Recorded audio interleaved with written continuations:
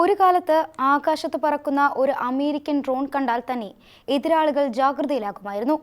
അത്യാധുനിക സാങ്കേതിക വിദ്യയും കൃത്യമായ ആക്രമണശേഷിയും കാരണം MQ-9 റിപ്പർ ഡ്രോണുകളെ അമേരിക്കയുടെ ഏറ്റവും വിശ്വസനീയമായ ആയുധങ്ങളിലൊന്നായാണ് ലോകം കണ്ടിരുന്നത്. എന്നാൽ ഇന്ന് സ്ഥിതി മാറുകയാണോ? ഒരിക്കൽ യുദ്ധഭൂമിയിലെ മേൽക്കൈ ഉറപ്പിച്ച ഈ ഡ്രോണുകൾക്ക് ഇപ്പോൾ എന്താണ് സംഭവിക്കുന്നത്? എന്തുകൊണ്ടാണ് ഇത്രയും വിലപിടിപ്പുള്ള ഈ സൈനിക സംവിധാനങ്ങൾ തുടർച്ചയായി നഷ്ടമാകുന്നത്? അമേരിക്കയുടെ സൈനിക തന്ത്രങ്ങളിൽ വലിയ മാറ്റത്തിന് ഈ സംഭവങ്ങൾ വഴിയൊരുക്കുമോ? ഇത് വിശദമായി നോക്കാം. ഞാൻ ദേവിക ഷാജി. പശ്ചിമേഷ്യയിൽ ശക്തമാകുന്ന സംഘർഷങ്ങൾക്കിടയിൽ ഉയരുന്ന ഈ ചോദ്യങ്ങൾ ഇപ്പോൾ ലോക പ്രതിരോധ വിദഗ്ധരെയും ആശങ്കപ്പെടുത്തുകയാണ്. അമേരിക്കൻ വ്യോമസേനയുടെ ഏറ്റവും അത്യാധുനികമായ നിരീക്ഷണ ആക്രമണ ഡ്രോണുകളിൽ ഒന്നാണ് MQ-9 റിപ്പർ. വർഷങ്ങളായി അമേരിക്ക നടത്തിയ നിരവധി സൈനിക ദൗത്യങ്ങളിൽ ഈ ഡ്രോൺ നിർണായക പങ്ക് വഹിച്ചിട്ടുണ്ട്. മണിക്കൂറുകളോളം ആകാശത്ത് പറന്ന് ശത്രുക്കളെ നിരീക്ഷിക്കാനും ആവശ്യമായ സമയത്ത് കൃത്യമായ ആക്രമണം നടത്താനും ഇതിന് കഴിഞ്ഞു. റിപ്പർ ഒരു സാധാരണ ഡ്രോൺ മാത്രമല്ല, അതിൽ അത്യാധുനിക ക്യാമറകൾ, രാത്രിയിലും പ്രവർത്തിക്കുന്ന ഇൻഫ്രാറെഡ് സംവിധാനങ്ങൾ, ദൂരെയുള്ള ലക്ഷ്യങ്ങൾ കണ്ടെത്തുന്ന സെൻസറുകൾ, സാറ്റലൈറ്റ് ആശയവിനിമയ സംവിധാനം, കൃത്യതയോടെ ലക്ഷ്യം തകർക്കുന്ന മിസൈലുകൾ എന്നിവയാണ് ഉപയോഗിക്കുന്നത്. അതുകൊണ്ട് തന്നെ അമേരിക്കയുടെ ഭീകരവിരുദ്ധ ദൗത്യങ്ങളിലും രഹസ്യ സൈനിക പ്രവർത്തനങ്ങളിലും ഈ ഡ്രോണിന് വലിയ പ്രാധാന്യമുണ്ടായിരുന്നു. അഫ്ഗാനിസ്ഥാൻ, ഇറാഖ്, സിറിയ തുടങ്ങിയ നിരവധി യുദ്ധമേഖലകളിൽ റിപ്പർ ഡ്രോണുകൾ വർഷങ്ങളോളം വിജയകരമായി പ്രവർത്തിച്ചു. അമേരിക്കൻ സൈനികരുടെ ജീവൻ അപകടത്തിലാക്കാതെ ശത്രുക്കളെ നിരീക്ഷിക്കാനും ആക്രമിക്കാനും കഴിയുന്ന സംവിധാനമായതിനാൽ ഇത് അമേരിക്കയുടെ പ്രധാന ശക്തികളിൽ ഒന്നായി മാറി.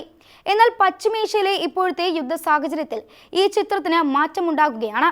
2023 ശേഷം മാത്രം അമേരിക്കയ്ക്ക് ഏകദേശം 53 MQ-9 റിപ്പർ ഡ്രോണുകൾ നഷ്ടമായി എന്നാണ് വിവിധ രാജ്യാന്തര പ്രതിരോധ വിദഗ്ധരുടെ വിലയിരുത്തൽ. ഇത്രയും വലിയ തോതിൽ ഒരു രാജ്യത്തിന്റെ അത്യാധുനിക ഡ്രോണുകൾ നഷ്ടമാകുന്നത് സാധാരണ സംഭവമല്ല. ഓരോ നഷ്ടവും അമേരിക്കയുടെ സൈനിക സംവിധാനത്തിന് വലിയ തിരിച്ചടിയാണ്.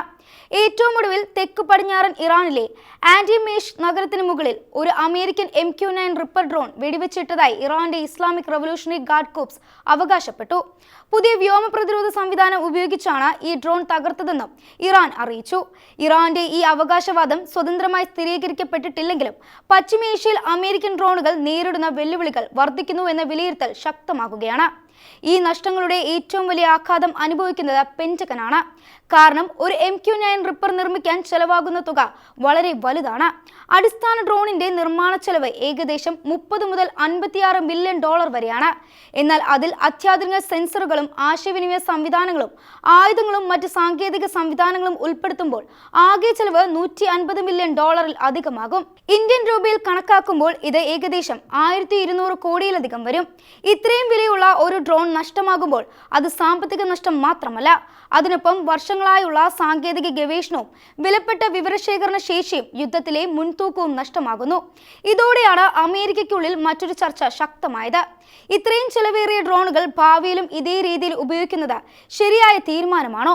ശത്രു രാജ്യങ്ങളുടെ വ്യോമ പ്രതിരോധ സംവിധാനം കൂടുതൽ ശക്തമാകുന്ന സാഹചര്യത്തിൽ പഴയ തന്ത്രങ്ങൾ തുടർന്ന് പോകാനാകുമോ?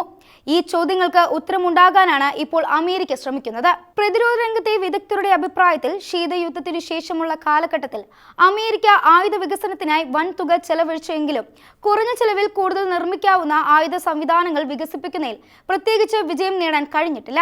ഇപ്പോൾ യുദ്ധത്തിന്റെ സ്വഭാവം മാറിക്കൊണ്ടിരിക്കുകയാണ്. ഒരു രാജ്യത്തിന് വളരെ വിലയുള്ള കുറച്ച് ആയുധങ്ങൾ മാത്രം മതിയാകുന്ന കാലം കഴിഞ്ഞു. അതിനു പകരം കുറഞ്ഞ ചിലവിൽ ആയിരക്കണക്കിന് ഡ്രോണുകൾ നിർമ്മിച്ച് ഒരുമിച്ച് ഉപയോഗിക്കാവുന്ന രീതിയിലേക്കാണ് ലോകം നീങ്ങുന്നത്. ഇത് മനസ്സിലാക്കിയാണ് അമേരിക്കയുടെ പ്രതിരോധ വകുപ്പ് പുതിയ പദ്ധതികൾക്ക് തുടക്കം കുറിച്ചത്. പെന്റഗണിന് കീഴിലുള്ള ഡിഫൻസ് ഇന്നോവേഷൻ യൂണിറ്റ് ഇപ്പോൾ റിപ്പറിനെ പകരമാക്കുന്ന അടുത്ത തലമുറ ഡ്രോണുകൾ വികസിപ്പിക്കാനുള്ള ശ്രമത്തിലാണ്. റിപ്പറിനെ പോലെ ദീർഘദൂര ദൗത്യങ്ങൾ നിർവഹിക്കാനും നിരീക്ഷണവും നടത്താനും ആക്രമണം നടത്താനും കഴിയുന്ന എന്നാൽ വളരെ കുറഞ്ഞ ചെലവിൽ നിർമ്മിക്കാനാവുന്ന ഡ്രോണുകളാണ് ലക്ഷ്യം. ഇതിനായി പരമ്പരാഗത സൈനിക നിർമ്മാണ രീതികൾക്ക് പകരം വാണിജ്യാടിസ്ഥാനത്തിലുള്ള സാങ്കേതിക വിദ്യകൾ ഉപയോഗിക്കാനാണ് അമേരിക്ക ആലോചിക്കുന്നത്.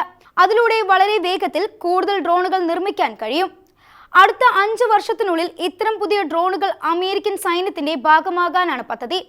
ലോകത്തിലെ മറ്റ് രാജ്യങ്ങളും ഇതേ ദിശയിലേക്കാണ് നീങ്ങുന്നത്. ഡ്രോൺ യുദ്ധം ഇന്ന് വെറും സാങ്കേതിക മത്സരമല്ല. ഏത് രാജ്യത്ത് കുറഞ്ഞ ചെലവിൽ കൂടുതൽ ഡ്രോണുകൾ നിർമ്മിക്കാനാകും, അതിവേഗം വികസിപ്പിക്കാനാകും കഴിയുമെന്നത് നിർണായക ഘട്ടമായി മാറിക്കഴിഞ്ഞു. പശ്ചിമേഷ്യയിലെ ഇപ്പോഴത്തെ യുദ്ധം ഒരു പ്രധാന പാഠവും നൽകിയിട്ടുണ്ട്. വിലയേറിയ ആയുധങ്ങൾ മാത്രം വിജയത്തിന് ഉറപ്പല്ല. അവയെ നേരിടാൻ കഴിയുന്ന പ്രതിരോധ സംവിധാനങ്ങളും അതിവേഗം വികസിപ്പിക്കുകയാണ്. ആയതിനാൽ യുദ്ധത്തിലെ മേൽക്കൈ നിലനിർത്താൻ പുതിയ സാങ്കേതിക വിദ്യകളും പുതിയ തന്ത്രങ്ങളും അനിവാര്യമാണെന്നാണ് ഈ സംഭവങ്ങൾ വ്യക്തമാക്കുന്നത്.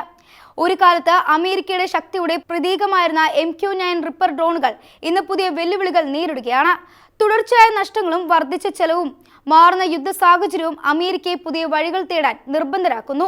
ഭാവിയിലെ യുദ്ധങ്ങൾ നിർണ്ണയിക്കുക ഏറ്റവും വിലയേറിയ ആയുധങ്ങൾ ആകണമെന്നില്ല, മറിച്ച് കുറഞ്ഞ ചെലവിൽ കൂടുതൽ കാര്യക്ഷമമായി പ്രവർത്തിക്കുന്ന സാങ്കേതിക സംവിധാനങ്ങളായിരിക്കും. പശ്ചിമേഷ്യയിലെ ഈ സംഭവ വികാസങ്ങൾ അതിലേക്കുള്ള വലിയ മാറ്റത്തിന്റെ സൂചനയായാണ് ലോകം ഇപ്പോൾ വിലയിരുത്തുന്നത്.